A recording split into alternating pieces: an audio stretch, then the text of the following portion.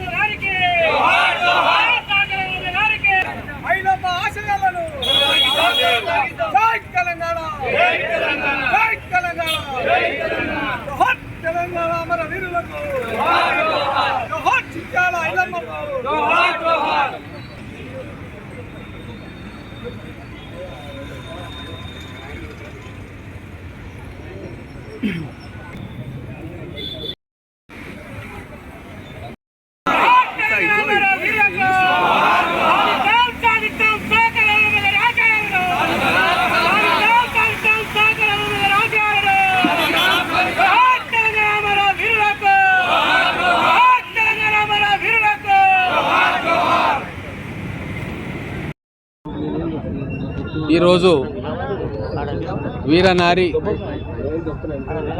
చాకలి ఐలమ్మ గారి 129వ జయంతి.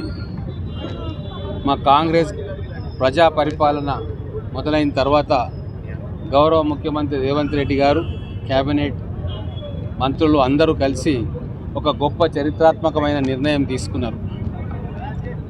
రాబోయే రోజుల్లో సమాజంలో సగభాగం ఉన్న మహిళలకు వాళ్ళ గౌరవాన్ని సమున్నతంగా పెంచేందుకు, వాళ్ళలో ఆత్మస్థైర్యాన్ని నింపేందుకు చాకలి ఐలమ్మ గారి పోరాట స్ఫూర్తి రాబోయే తరాలకు అందించడానికి మహిళా విశ్వవిద్యాలయం పేరును చాకలి ఐలమ్మ మహిళా విశ్వవిద్యాలయం అని చెప్పి పెట్టి ఒక గొప్ప చరిత్రాత్మక సన్నివేశానికి తెరలేపింది. ఈ నిర్ణయం వల్ల భవిష్యత్ తరాలకు వందలు వేల సంవత్సరాలైనా చాకలి ఐలమ్మ గారి వీరగాథ మన ఇళ్లల్లో ప్రతిధ్వనిస్తూనే ఉంటుంది.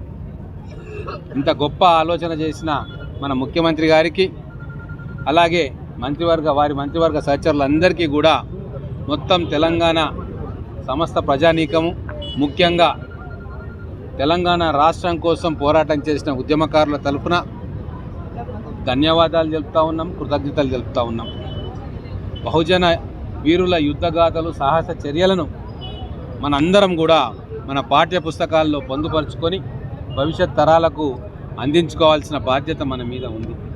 అందుకే దానికి కొనసాగింపుగా ఒకవైపు అంజశ్రీ రాసిన జయ జయ హే తెలంగాణను రాష్ట్రగీతంగా మార్చుకొని ఈరోజు చాకలి ఐలమ్మ గారి దినోత్సవాన్ని జన్మదినాన్ని బ్రహ్మాండంగా జరుపుకుంటున్నాం.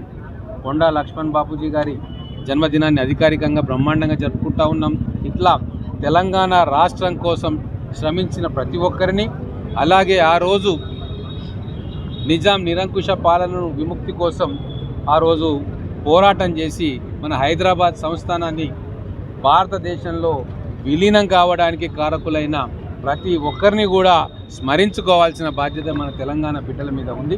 అందుకే ప్రజల కోరికను మన్నించి ఈరోజు కాంగ్రెస్ ప్రభుత్వం చాకలి ఐలమ్మ గారు చరిత్రలో ఎప్పటికీ కూడా చెరగని ముద్ర వేసే రకంగా మిగిలిపోయేటందుకు, తెలంగాణ ప్రజల గుండెల్లో చెరగని ముద్ర వేసేందుకు మహిళా విశ్వవిద్యాలయం పేరును ఐలమ్మ మహిళా విశ్వవిద్యాలయం అని పెట్టి చాకలి ఐలమ్మ వారసురాలికి మహిళా కమిషన్ సభ్యురాలిగా కూడా చేసి ఆ కుటుంబాన్ని గౌరవించిన చరిత్ర మా కాంగ్రెస్ ప్రభుత్వాన్ని, రేవంత్ రెడ్డి గారి నాయకత్వంలో నడుస్తున్న ప్రభుత్వాన్ని.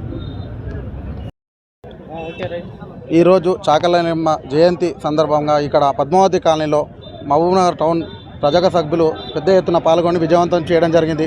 మా కులంలో పుట్టిన ఈ చాకలి ఐలమ్మకు మాకు చాలా గర్వకారంగా ఉంది. భూమి కోసం, భుక్తి కోసం చాలా పేదింటి కుటుంబాలకు పోరాడి అధిక కులాలు మమ్మల్ని ఇబ్బంది పెడుతుంటే కాపాడి చాలా వరకు మాకు మేలు చేసింది. మాకే కాదు, అందరికీ కూడా మేలు చేసింది. అటువంటి ఈ ఐలమ్మ వారి జయంతి సందర్భంగా మేము జరుపుకోవడం, పేరున ఈ సందర్భానికి వచ్చిన అన్ని కులాల నాయకులకు ధన్యవాదాలు.